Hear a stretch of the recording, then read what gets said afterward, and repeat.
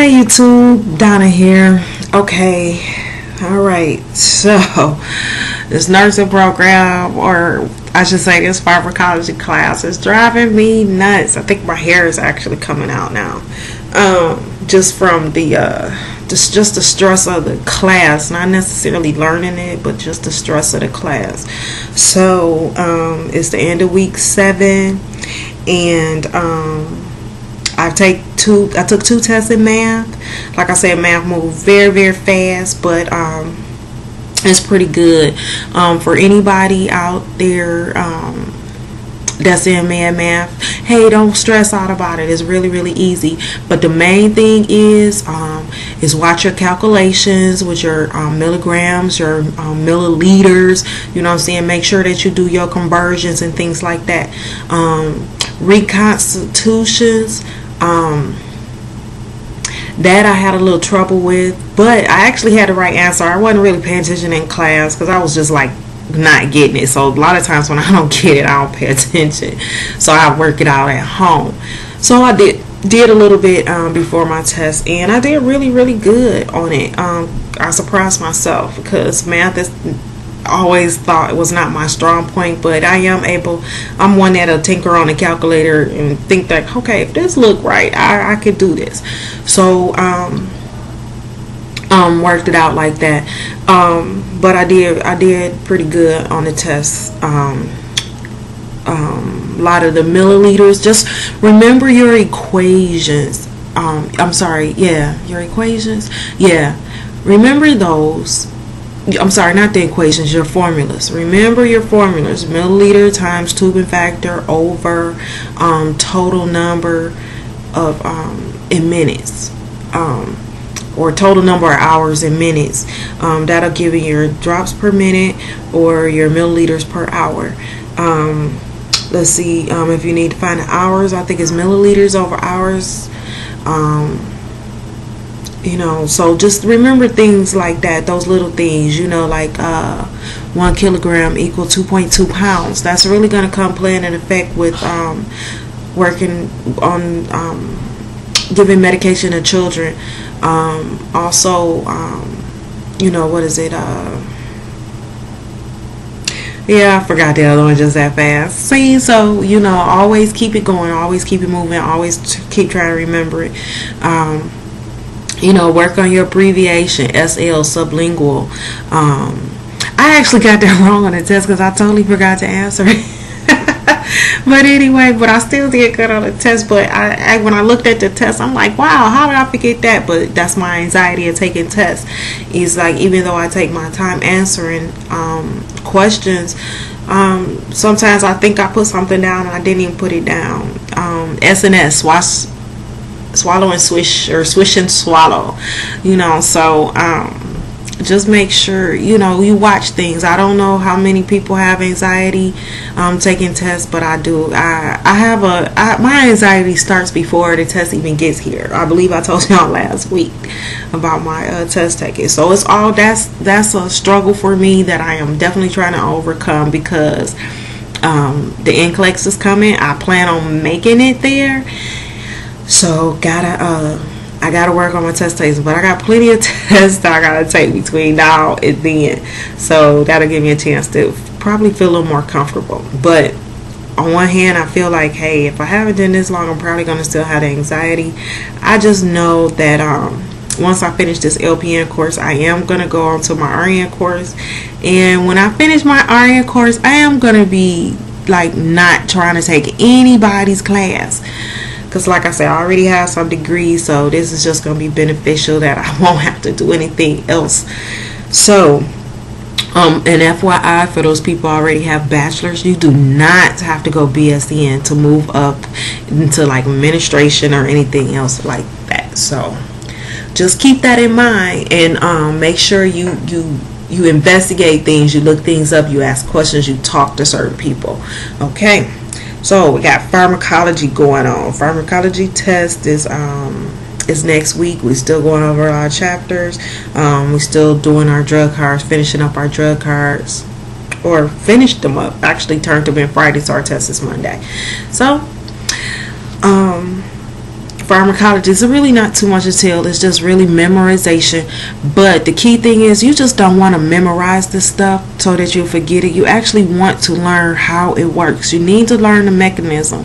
And I talked to a few nurses that come into the salon, and you know, they are really worried about some of the new nurses that's coming around because they don't know how it actually the drug works on the body. And these are like older ladies they've been in the nursing field a long time, almost as long as I am old, okay? And you know what I'm saying, they say that's their concern.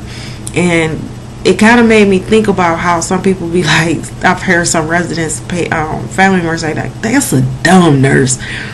But you know, and they teach you in class that hey, these patients and these residents, they're gonna ask you questions. Why are you taking this? What is it for? What is it gonna do? And you need to make sure that you know that stuff. Even if you think about it, hey, you know, I got my drug in the hand and I'm about to take it. Even if you just take a look at it and be like, okay, if they ask me this, or if they this type patient, a very alert resident, they might just ask me, especially if a pill has turned another color, they're gonna tell you, hey, stop, I'm not taking that. What is that for? And first of all, what is it? You know, so you got to keep them things in mind as far as knowledge base. You got to really know what you're doing. These are people's lives, and any wrong thing can cause harm to these people. And by no means necessary you going to school all this time to cause harm to somebody. And what I really don't get is like nurses that just stop passing meds. What's up with that? I'm not getting that. It's like you take all this time to go to school and all you got to do is pass meds. Okay, you ain't putting nobody to bed. You're not cleaning up nobody. You're not giving those showers. You know, and I'm not talking about RNs. I'm talking about LPNs in a nursing home. I just don't get it. I just don't get why you take all this time and money not to do something you went to school for. Well, I guess I could say the same thing for seniors too, because some of them you just get, I don't know. I know people get tired, but you know what? If that was your mother, if that was your husband, if that was your wife, you would want that person taking care of them like you're paying them to do. So just keep that in mind. That's me on my little soapbox, because you know, they wouldn't be there if they can help themselves. We didn't ask for the job. I'm sorry, they didn't ask us to work for them. We asked to work for them. So keep that in mind. So anyway, test on Monday. Okay, next week is like my last week for pharm and math, but I still have a test after fundamentals start on some new drugs that we gotta learn, and we'll probably get all those things next week. So all right, people, I will get with you on next week and kind of tell you a few more things. And just remember and keep in mind, it's like everybody say pharmacology is hard to learn. It really isn't. It does depend somewhat on your instructor, but it mainly depends on you and how you learn it.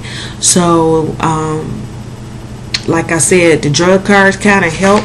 It's a lot of typing or a lot of work, but you know what? It's the main things you need to do. Just take out the main points of pharmacology on the drug that you need to learn. Apply that drug to your life, and it will help you a lot. You know, like this is my first drug list. I got it hidden, separated by tests. So all the pink ones, I'm taking tests on Monday, and then all the blue will be combined with the pink for next Thursday. And it's like 25 drugs on this paper with 15 categories, and they're not all that bad, especially these are all about your antihistamines, your decongestants,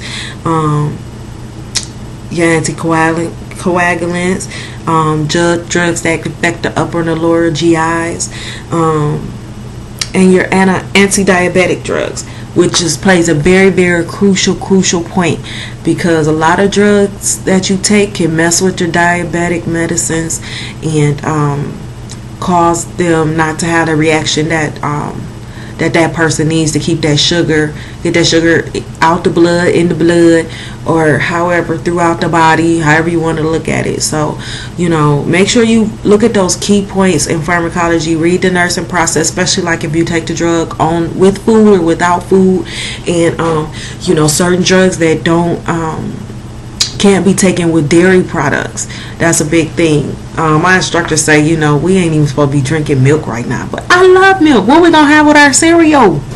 So well, anyway, I gotta get back to study. It's kind of early in the morning, and I'm studying before school and before I get the kids up and everything and get my day started. So, you know, hey, don't give up, keep pushing. Even though I've had a few I've had a few low days to the point that I just want to quit, and it's really because of my test anxiety. I'm not a quitter, but you know, hey, if you need to cry, scream, or shout, babe, cry, scream, shout, let that frustration off and get back focused. That's what I do.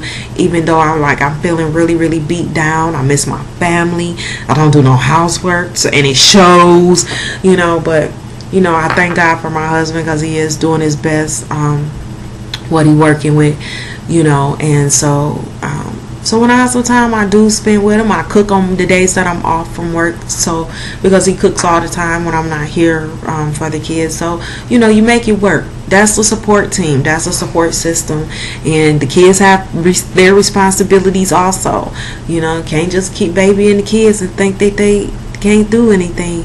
You know, God gave them 2 legs, 2 arms, and a mouth, and most of them, we just want them to shut their mouth and do what they're told. So enough of my little you know, my support issues. But anyway, I got a great support system. Mother-in-law is great. So, you know, talk things out, don't hold that stuff in, because it will drive you nuts. So anyway, I'm doing it LPN style. And you know what, just come to think about it, you know, I never really understood why a lot of RNs downgrade LPNs. Most of them started as LPNs. That's what be tripping me out. But you know, they say, oh no, go straight RN, go straight RN. You know what, people, do whatever you feel as though that you want. The nursing industry is very competitive, and if however you get your foot in the door, get your foot in the door, regardless of what it's gonna take. If you don't have a degree, it's gonna take you 2 years to become an RN, regardless of the fact. I've been hearing that a lot of hospitals are not hiring graduate nurses. If you're not working, get you a little contingent SENA job. If you are, you know, if you're a SENA, you know, get yourself familiarized with being in the nursing industry. Understand what they do, because if you don't want to, if you're not sure about being a nurse, be a SENA. That will tell you if you want to be a nurse or not. Because I done seen a few things that I didn't really care to see. And you know, even though you're taking care of your kids, you know, older adults are a little bit different, but it's almost the same thing. It's not that you try to treat them as kids, but you know, people, come on. Even though it's gonna take me 2 years to become an RN, but you know what, at least I'll be working. I can work, I can get familiarized with doing things, I can get, you know, more knowledge, I can get work experience, something that somebody can never take away from me. And it'll take me another year to be an RN. So hey, whether I do it this way, even though I have degrees, I'm still doing it my way. Do what you feel as though is best for you, your family situation, your situation that is going on right then. So don't feel bad because you're doing it a certain way. I heard a lady say in the salon that, hey, I got all my prerequisites done, why would I do LPN? That don't make any sense. Well, how about we'll see if you get into an RN program on the first try. Some people don't. So hey, you gotta apply wherever it is you can apply. Spend them $25. Go to Henry Ford, you know, go to Davenport, you know, go to OCC, go to NextCare, go to Ohio. However you got to do it to get in, to get what you want, that's what you need to do. So anyway, stay determined. I'm keeping my head up. Thank you, Judy Booty, for your support. Thank you, Nene, you know where you at, for helping me study. So hey, keep it rocking. This is D Boogie doing it else, the PN style.